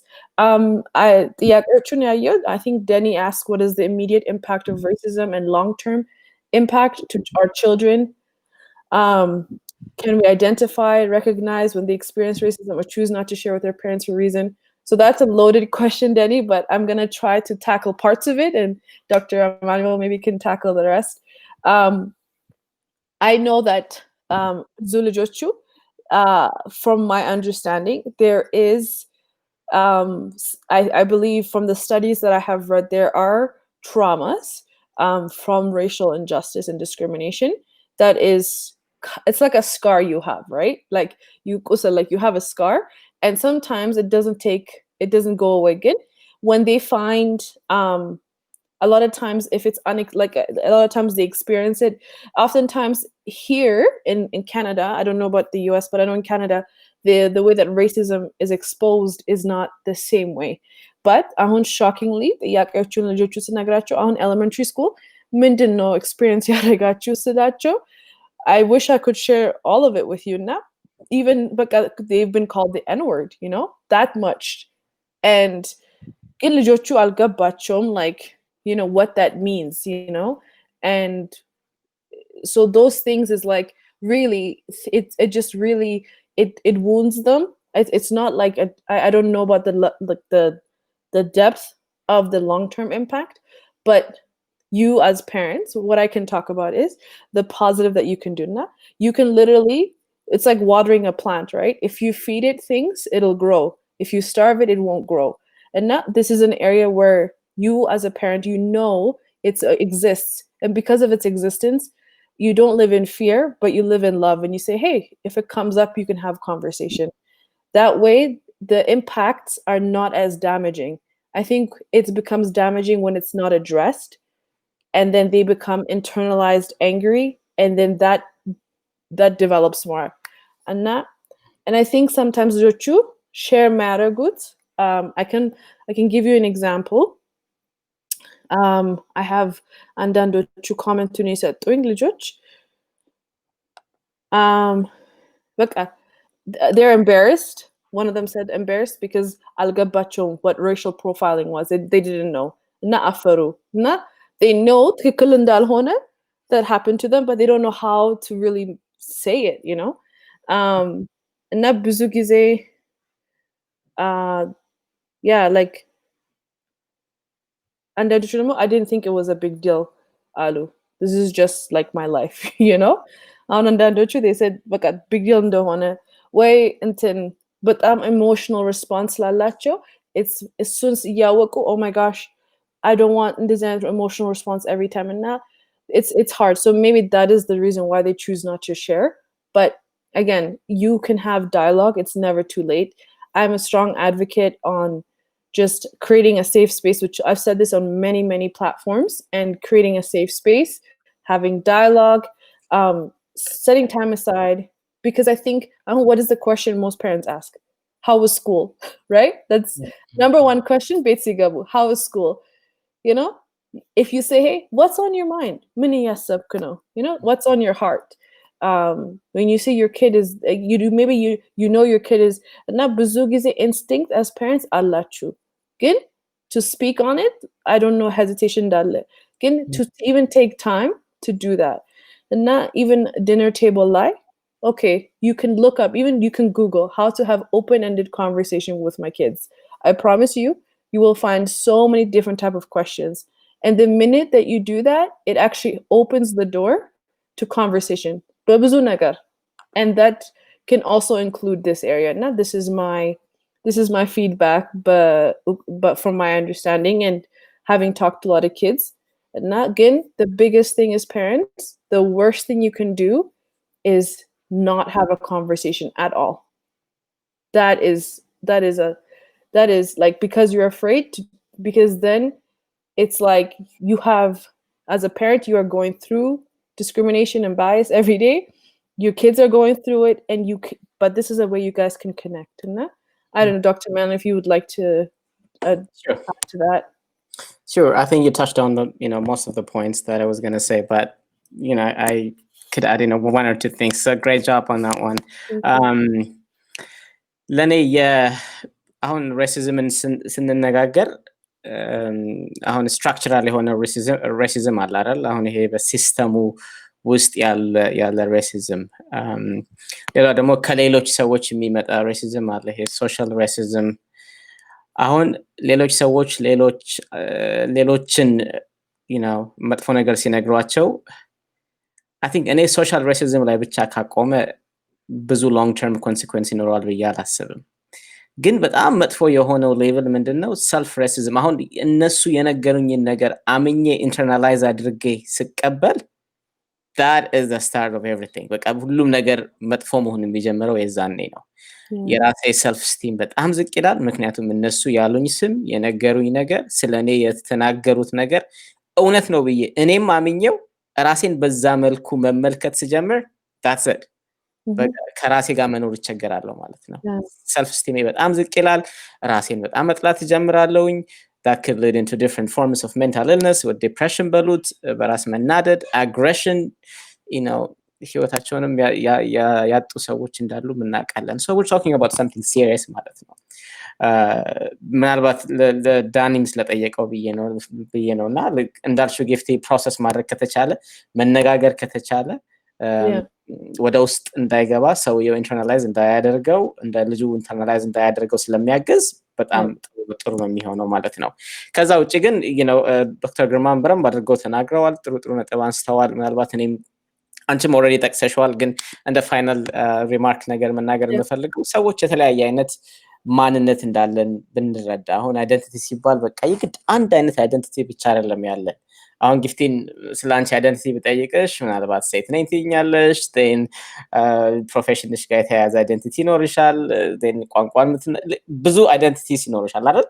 ግን ደግሞ አንዳንዱ አይደንቲቲ ዲፔንዲንግ ኦን ዘ ሲቹዌሽን ያለሽበት ቦታ ላይ እንዳለሽበት ሁኔታ ወደ ፍሮንት ይመጣል። አንዳንዱ አይደንቲቲ ደግሞ ስቴይስ ኢን ዘ ባክ። ግን you still have like this different identities አይደል? አሁንም እኛም ልጆቻችንን ስናወራ የሀበሻ አይደንቲቲ ኢትዮጵያዊ መሆናቸው is so important። እሱን እንዲያጡ አንፈልግም። ግን ደግሞ የሌሎች አይደንቲቲዎችም ልጆቻችንን ዝግ ማድረግ የለብንም። ምክንያቱም ትምህርት ቤት ሲሄዱ ሌላ እውነታ ነው ያለው። ከቤት ሲወጡ ያላቸው እውነታ ያላቸው ማንነት ስለሚለይ፣ ስለዚህ አንድ ሰው ጥሩ ሀበሻዊ ጥሩ አፍሪካን አሜሪካዊ መሆን ይችላል እኮ። necessarily አንዱን ለመያዝ አንዱን መጣል የማይጠበቅበትም። እና ለልጆቹ እኛ እንዲያውም ለልጆቹ ኢንፎርምድ ኮንሱመርስ እንዲሆኑ መረጃዎችን መስጠት ብቻ ነው። ስለሚሰማው ነገር፣ ስለሚታየው ነገር፣ ስለተለያዩ ዓለም ውስጥ እየሆኑ ስላሉት ነገር ፕሮሰስ ካደረግን ሰዎቹ እነዛን መረጃ ወስደው የሚገርም አይነት ከሁለቱም አይደንቲቲ ብሌንድ አድርገው የሚፈጥሩት ደግሞ ለዩኒክ የሆነ አይደንቲቲ ይኖራል። እኔ እኮ ሁለት ቋንቋ መናገሬ እንግሊዘኛም አማርኛም እንግሊዘኛም ኦሮምኛም ትግርኛ መናገሬ እኮ እኔ የተሻለ ሰው ነው የሚያደርገኝ እንጂ ምን በማንነት ማፍር ሰው አይደለም የሚል በማንነቱ ፕራውድ የሆነ ሰው መፍጠር ስንችል ሌሎች ሰዎችን በማንነታቸው ፕራውድ እንዲሆን የሚያግዝ ሰው ይሆናል ማለት ነው። በማንነቱ እንዲያፍር ከሆነ እያደረግን ያለ ነው ሌሎች ሰዎችን በማንነታቸው እንዲያፍሩ ቡሊ ማድረግ ሌሎች ስም መስጠት ስለሚኖር ማለት ነውና አይ ቲንክ ብዙ አይነት ማንነቶች ሊመጡ ስለሚችሉ ወላጆችም ኤክስፕሎር እንዲያደርጉ ልጆችን ቦታውን ጊዜውን መስጠት በጣም አስፈላጊ ነው ብዬ አስባለሁኝ። ከፖሊስ ጋራ የተያያዘውን ነገር ዶክተር ግርማን በረም አድርገው ነግረውናል። እኔም አይ ቲንክ ያንን ለልጆቻችን ማስረዳት በጣም አስፈላጊ ነው። ከፖሊስ ጋር ያለን ኢንተራክሽን መጀመሪያ ማድረግ ያለብን ምንድነው whatever it is እጃችን እንዲታይ አድርገን ማሳየት ነው። the basic አይደል? ለሚነገሩ ቤዚክስ ለልጆቻችን መልሰን ማስተማር፣ እጃችን የሚታየው ቦታ ላይ አድርገን ማሳየት፣ ስንናገር ኮሚኒኬሽን ሲኖረን ንግግር ስናደርግ ሪስፔክት የተሞላ ክብር ያለበት እንዲሆን፣ ግን ደግሞ መብታችንን መጠየቅ የሚቻልበት ቦታ ላይ መብታችንን መጠየቅ እንዲኖርብን። በቃ ዝም ብለህ ፓሲቭ ሆነ የሚልህን ተቀበል አይደለም። ግን ደግሞ አግሬሲቭ ሆነ ተቆጥተህ ልታገል ልቀቁኝ ማለት አይደለም። ይሄ አሰርቲቭነስ የሚባል በጣም ኢምፖርታንት የሆነ ስኪል አለ።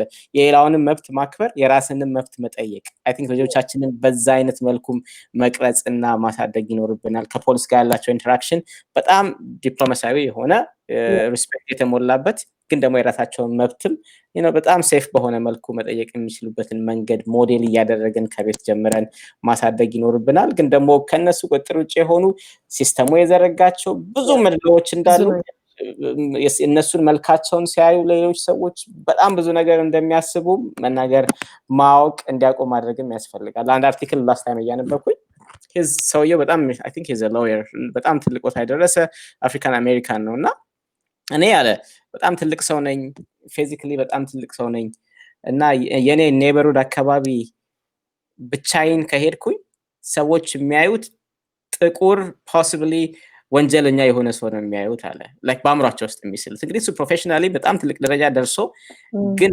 ብቻዬን ወክ ማድረጉን ላፈራለሁ አለ። ስለዚህ የማደርገው ነገር ምንድነው አለ፣ አንድ ፔት አለችኝ ዶግ፣ እሷን ይዛለሁ በአንድ እጄ ልጅ አለችኝ። ልጄንና ውሻዬን ይዤ ሲሄድ ግን ሂዝ አ ላቪንግ ፋዘር ነው የሚሉኝ አለ ሰውየው። ብቻዬን ወክ ሳደርግ ግን አም ክሪሚናል አለ እና ላይክ ኢቭን ሰዎች መልካችንን አይተው የሚሰጡንም ነገር እንዳለ አይ ቲንክ ልጆቻችንን እንዲያውቁት ማድረግ ፔንፉል በጣም የሚያምር ሪያሊቲ ነው። ግን ደግሞ ልጆችም አውቀው በዛ ውስጥ ሶርት አውት አድርገው ራሳቸውን ህይወታቸውን መስመር የሚያስዙበትን ነገርም እንዲያውቁት ለማድረግ ነው። አይ ቲንክ ጥሩ ውይይት ነበረን። አመሰግናለሁ። No, thank you so much. This was great. No, I think ብዙ ጊዜ ደግሞ we don't have this type of conversation. Na በዚህ ተፈጠረ ጉዳይ like Dr. Gurma እንዳለ በpolice and all these issues that we are seeing. This is we can make a difference by having conversations. I think this is really great dialogue and a lot of people, because racism ጉዳይ it's a very big umbrella. ብዙ ነገር አለና we just focused on dialogue with your kids and we are thank you so much Dr. Gurma for giving us the platform to have this conversation, and we'll pass it back to you. በጣም ነው የምናመሰግነው ዶክተር ግርማ። እኔም እዚሁ አመሰግን ፈልጋለሁ። እኔ በጣም አመሰግናቸዋለሁ። በተለይ ቴነሲ አሁን ምሽት ነው፣ በአንድ ሰዓት ወደኋላ ነው እና ዶክተር አማኑኤል ሙሉ ቀን ትምህርት ቤት ነበር ሲያስተምር እና አሁን ደግሞ እዚህ ከኛ ጋር ነው። በጣም ነው የማመሰግነው። እና በኋላ ለገባችሁት ሰዎች ዶክተር አማኑኤል በቴነሲ ባለ ስቴት ዩኒቨርሲቲ ውስጥ አሶሲየት ፕሮፌሰር ነው እና ሙያው በሳይኮሎጂ እና ካውንስሊንግ ላይ ነው። እንደገና የዛ ዲፓርትሜንትም ሱፐርቫይዘር ሆኖ ይሰራል እና እኛን በዚህ ኤሪያ ላይ የእኛን ህዝብ ለማስተማር ፈቃደኛ ሆኖ ሁለተኛ ጊዜው ነው ዛሬ ስለመጣ በጣም አመሰግናለሁ። የቲም ከወጣቶች ጋር ብዙ ትሰራለች፣ ኦልሞስት ህይወቷን ሙሉ ማለት ይቻላል። ደግሞ በኤክሴል ዩዝ ኢፌክቲቭነስ ቲም ውስጥ ከሚሰሩት ጋር አብራ ሊደርሺፕ ትሬኒንግ ትሰጣለች እና በጣም ጠቃሚ የሆነ መልእክት ነው ያስተላለፉት። እንግዲህ የኛ ወላጆች እንዴት እንደምታዩት አላቅም። እኔ ይሄንን ሁሉ አውቄ ድሮ ልጆች ባሳድግ ኖሮ በጣም ደስ ይለኝ ነበር። ግን እንደዚህ እድል አግኝቼ አልሰማሁም ብዙ ነገር እና እያበላሸን ነው ልጆች ያሳደግ ነው። ዝም ብለን አላደል ትራይ ኤንድ ኤረር ነው። አሁን ግን እንደዚህ አይነት መረጃ የሚሰጡ ሰዎች ካሉ ብዙ ህይወት ማዳን እንችላለን እና አሁንም መጨረሻ ላይ በጣም የተሰራው ሰርቬይ በጊፍቲ እና በኤክሴል ዩዝ ቲም ወጣቶች ኢንተርቪው አድርገው የሰሩት ሰርቬይ በዚህ ሳምንት ማለት ነው ይሄ ችግር ከተፈጠረ በኋላ በጥቁርነት ሰው እንደዛ ሆኖ በአደባባይ ህግና ስርዓት ባለበት ሀገር እንደዛ ሆኖ አንድ ሰው ሲሞት በጣም ያጸይፋል፣ በጣም አሳዛኝ እና ለዚህ ነው ዓለም በሙሉ የተነሳው እና ደግሞ ምንም ያጠፋው ነገር አልነበረም፣ ምንም ያደረገው ነገር የለም እና እንዲህ አይነት ነገር በእኛም ልጆች በእኛም ላይ ሊደርስ ይችላል። ይሄ የኖርዝ አሜሪካ ችግር ነው እና ስለዚህ ነው ይሄንን ፕሮግራም ያዘጋጀ ነው እና በጥናቱ ላይ ይኸውላችሁ አሁን ጥናቱ በትክክል ምን ያህል በእኛ ኮሚኒቲ ውስጥ ትልቅ ድክመትና በዚህ ኤሪያ ላይ ትልቅ ጋፕ እንዳለ ያሳያል። ዝም ብሎ ወሬ አይደለም እና 75% የኛ ልጆች ባረግነው ጥናት መሰረት በዚህ ሳምንት ኦንላይን ኢንተርቪው ተደርገው ሰርቬይ ተደርጎ 75%ቱ ስለ ዘር ጉዳይ በቀለማችን ምክንያት በቆዳችን ጥቁረት ምክንያት ስለሚመጣብን የዘር መድሎ ከወላጆቻችን ሰምተን አናቅም ቤታችን ውስጥ ተነስቶ አቅም ነው ያሉት 75%. Yeah, the question was, what was your first exposure to racism? And that ከቤተሰብ ነው ከሰማችሁ ከቤተሰብ? That was the question. They said no. They said no. ስለዚህ ፖይንቱ ግን ምንድነው አሁን ከቤተሰብ ካልተነገረ ከውጭ የሚሰሙ ከሆነ በጣም ችግር አለው ለማለት ነው። ከነዚህ ውስጥ ደግሞ 83%ቱ የመጀመሪያ ስለ ዘር መድሎ ያጋጠማቸው ወደ ኤሌመንተሪ ስኩል ሲመጡ 8%ቱ ደግሞ ሃይ ስኩል ሲደርሱ ነው ያዩት። እና በአጠቃላይ ምንድነው ወላጆች ለልጆቻችን በትክክል ስለዚህ ጉዳይ አናነሳም ማለት ነው። ያ ደግሞ አደጋ አለው። እና ኢንተርቪው ላይ አሁን እንደሰማችሁት ኢንተርቪው ላይ አንዳንዶቹ ሲጠየቁ ስለዚህ ጉዳይ ማንሳት አንፈልግም ያሉ አሉ። አንዳንዶቹ ደግሞ ስለማያውቁ መናገር መልስ መስጠት ያፈሩ አሉ። ስለዚህ ነገር አላቅም ብለው ማለት ነው። ይሄ በጣም ያስገርማል። እንዴት አያውቁም? እዚህ ሀገር እየተኖረ ሌሎች ጥቁሮች ላይ እንደዚህ አይነት መድሎ እየተሰራ የኛ ልጆች ማያውቁ ከሆነ ሌላ ዓለም ነው እንደሚኖሩት። ስለዚህ የሆነ ጋፕ አለ ማለት ነው። ያ ጋፕ ሲኖር ደግሞ ልጆቹ አደጋ ላይ ነው የሚወድቁት። አንድ ቀን እንዲህ አይነት ነገር በእነሱ ላይ ሲመጣ መቋቋም አይችሉም እና ብዙ ስራ በወላጆች ይጠበቃል እና ከለር ምክንያት የሚመጣን ነገር ማሰብም አልፈልግም ያሉ አሉ ልጆቹ መሃል ማለት ነው። it's already given ያለ ነገር ነው። በቃ እኔ ከሱ ጋር ኖራለሁ መቀየር አልችልም ብለው ጊቭ አፕ ያደረጉ ማለት ነው።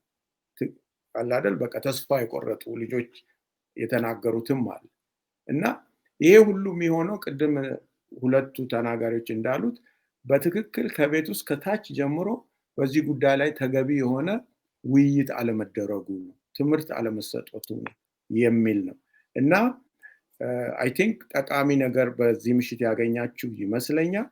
ትልቁ ግን መጨረሻ ላይ ማሳሰብ የምፈልገው ባለፈው ኤክሰል ፋሚሊ ዩዝ ሶሳይቲ ዊኒፔግ ላይ ሌላ ሰርቬይ ሰርተን ነበር። ዊኒፔግ ከተማ ካሉ ወጣቶች ጋር ወደ 150 ወጣቶች የተሳተፉበት ማለት ነው። በኦርቶዶክስ፣ በፕሮቴስታንት፣ በኢትዮጵያ ኮሚኒቲ፣ በኦሮሞ ኮሚኒቲ፣ በሙስሊም ኮሚኒቲ ውስጥ ዳይቨርሲቲ የሆነ ሰርቬይ ሳምፕል ተደርጎ እና ብዙ ጥያቄዎች ነበሩ። ምክንያቱም ማወቅ ስላለብን ማለት ነው እና ላሳጥረውና ብዙ አልሄድም ወደዛ። በጣም ትልቁ ፖይንት ወደ 87% የሆኑት ልጆች የሚሉት ምንድነው ትልቁ ችግር ቤተሰቦቻችን ለኛ ጊዜ የላቸውም። 87%. that's huge number. እኛ እንዳውም ያሰብነው ገንዘብ በቂ ኢንካም ስለሌለን ብዙ ነገር ማግኘት አንችልም ወይም ደግሞ በቃ ወይ በዘር ምክንያት እንዲገጥመናል ወይ እንደዚህ ነገር የሆነ ነገር እንላለን ወይም ደግሞ ይላሉ የሚል ነው የኛ ግምት የነበረው። ግን ፋክቱ ሲታይ ግን ብዙዎች ልጆች የሚፈልጉት ከወላጆቻቸው ጊዜ ነው እና ጊዜን አብሮ ማሳለፍ ለሁሉ ነገር መሰረት ነው። ቅድም እንደተባለው ከልጆቹ ጋር እንኳን ለመነጋገር ጊዜ መውሰድ ያስፈልጋል። እኛ ቢዚ ከሆን ሁለት ስራ ብዙ ሰው ይሰራል እዚህ ሀገር እንደምናውቀው 16 ሰዓት ውጪ ነው ወይም 14 ሰዓት ውጪ ነው። ለልጆቹ ጊዜ የለውም። ግን ልጆቻችሁ ከሁሉ ነገር በላይ ናቸው። የነሱ ህይወት ከብዙ ነገር በላይ ነው። ስለዚህ እንደኔ የተወሰነ ጊዜ እንደው ቢያንስ እንኳን በቀን 1 ሰዓት አብሮ ምግብ በልቶ የዋሉበትን ሁኔታ መጠየቅ ማነጋገር እጅግ ጥቅም አለው። ትልቅ መሰረት አለው። ቦንዴጅ ይፈጥራል። እርስ በርሳችሁ መዋል በጣም አስፈላጊ ነው። አንድ ወላጅ ሲያጫውተኝ ነበር ስለዚህ ጉዳይ ስናወራ ማለት ነው። ሲያጫውተኝ ነበር እና ሁልጊዜ ጠዋት እሮጣለሁ አለ እና ስሮጥ ግን ብቻዬን ነው የምሮጠው አለ እና ቤቴ ውስጥ ሴት ልጅ አለች 12 ዓመት ማለት ነው። አንድ ቀን እንኳን እስቲ ነይ አብረን እንሩጥ አላልኳትም ማለት። ግን እኔ ወጥቼ ራሴ ሩጫ ስለምወድ እሮጣለሁ ጊዜ ሲኖረኛል። አይታ ሁሌ አይታ ከዛ መጨረሻ ላይ ዳድ ምነው አብረን ብንሮጥ አለችኝ አለ።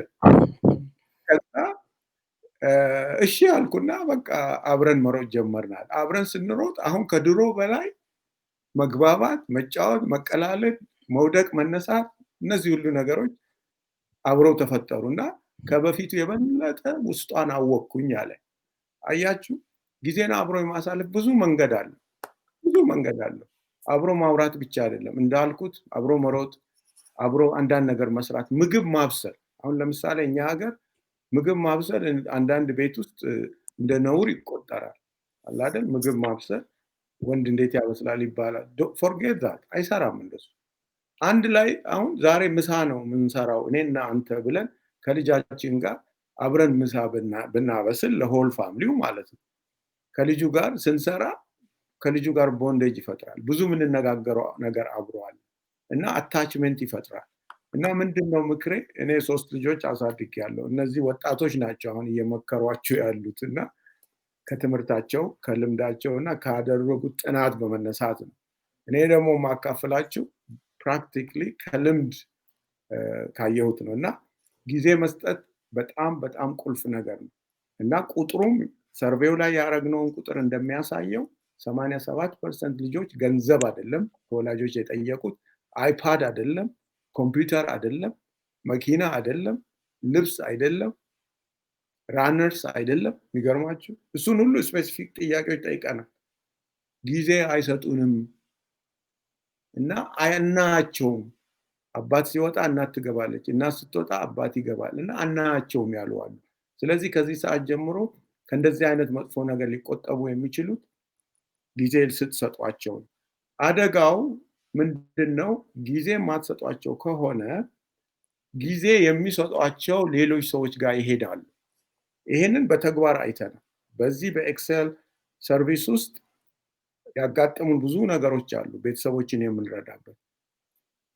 በዚህ አይነት ጊዜ ባለመስጠት ምክንያት ድራግ ውስጥ የገቡ ልጆች አሉ። የድራግ ነጋዴ የሆኑ ልጆች አሉ የኛ ልጆች።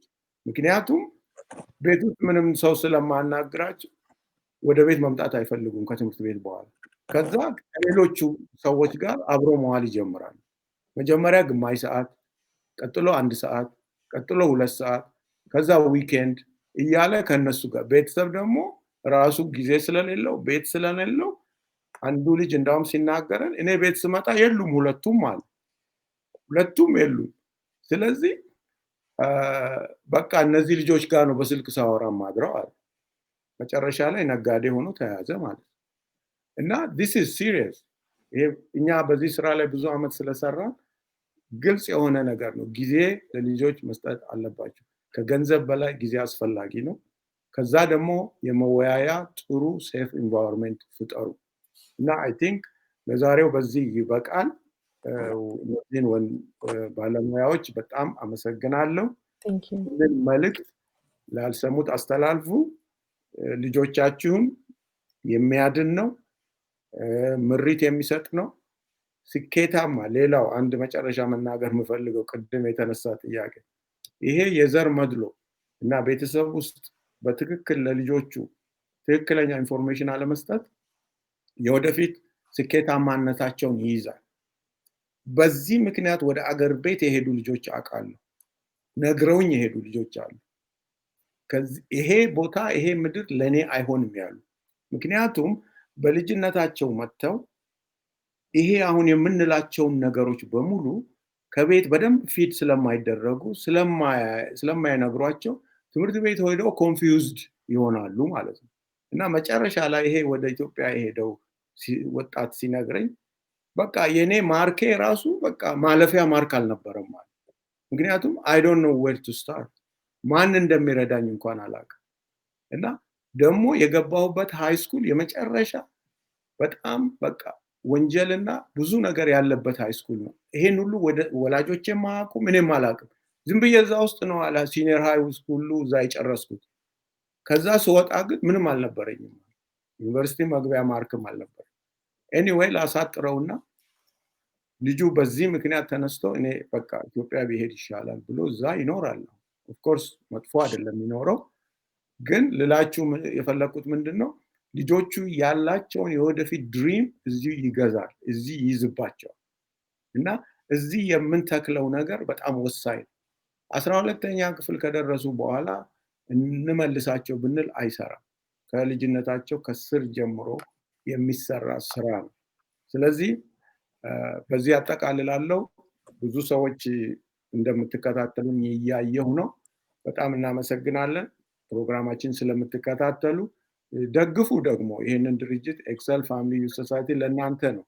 ማንም በዚህ የሚጠቀም የግል ጥቅም ያለው ሰው የለም። ሶሳይቲውን ለመርዳት ነው። እንዲህ አይነት ጋፕ ሲኖር ህዝባችንን ለማገዝና ከሌላው ኮሚኒቲ ከሌላው ሀገር ህዝብ ጋር ኮምፒቲቲቭ ሆኖ አንድ ቦታ ላይ እንዲደርስ ነው። እና ካናዳ ውስጥ የሚኖሩ ኢትዮጵያውያን እና ኤርትራውያን አንገታቸውን ቀና አድርገው እንደማንኛውም ሰው ልጆቻቸውም እነሱ ሰክሰስፉል እንዲሆኑ ነው የምንሰራው በምንችለው መጠን እርስ በርሳችን በመደጋገፍ ማለት ነው። እኛ ምንም ፓወር የለንም፣ ግን ከናንተ ጋር በመሆን አንዱን እየደገፈ አንዱ የጎደለውን አንዱ እየጨመረ አብረን እንድንወጣ ነው። አሁን እነዚህ ባለሙያዎች እኛ ማናቀውን ነው ይዘው የመጡት። ሌሎቻችሁ ደግሞ ሌላ ኮሚኒቲውን የሚጠቅም ነገር ስታመጡ በሩ ክፍት ነው እና በጣም እናመሰግናለን። ዶክተር አማኑኤል ሶሪ ሌላ ጊዜ በዚህ ጉዳይ ላይ ስለማንመለስ ነው ያሰፋሁት እና ስለቆየ በጣም አመሰግናለሁ። ጊፍቲም በጣም አመሰግንሻለሁ። በጣም ጥሩ ውይይት ነበር። ላልሰሙት አስተላልፉ። መልካም ምሽት። የምትሉት የመጨረሻ ነገር ካለ 1 ደቂቃ እድል ሰጣቸዋለሁ። I have no closing thoughts, ግን በዚህ ጉዳይ just for parents just be encouraged እና ይሄንንም ተመልሳችሁ እንድታዩት because oftentimes ብዙ ነገር ሲፈጠር you can just go back and watch this video, let it be a resource for you. Google is your best friend. There's so many videos on YouTube as well about this type of topic, and don't be afraid. Your ability to just tackle this, you should be proud of yourself. እኔም በመጨረሻ ማለት የምፈልገው ነገር ዶክተር ግርማ ይሄን እድል ስላመቻቹልኝ በጣም ነው የማመሰግነው። አይ ሆፕ ይሄ መጨረሻው ውይይት አይሆንም። በዚህ ጉዳይ ላይ የመጀመሪያው ውይይት ነው የሚሆነው። ወደፊትም እንደዚህ አይነት ውይይቶች ሲኖሩ እኔም አለሁኝ። ደወል ቲዩብ የሚል ላይ ገብታችሁን ብታዩ ለወላጆች በጣም ብዙ ወደ 20 ምናምን የሚሆኑ ቪዲዮዎች አሉ በተለያየ ርዕስ ላይ። እነሱንም ሄደው መጠቀም ይችላሉ ተመልካቾቻችን። ስለነበረን ጊዜ እኔም በጣም ነው የማመሰግነው። እግዚአብሔር ይስጥልኝ። Thank you so much. ሰላም ሁኑ። Have a good night, everybody.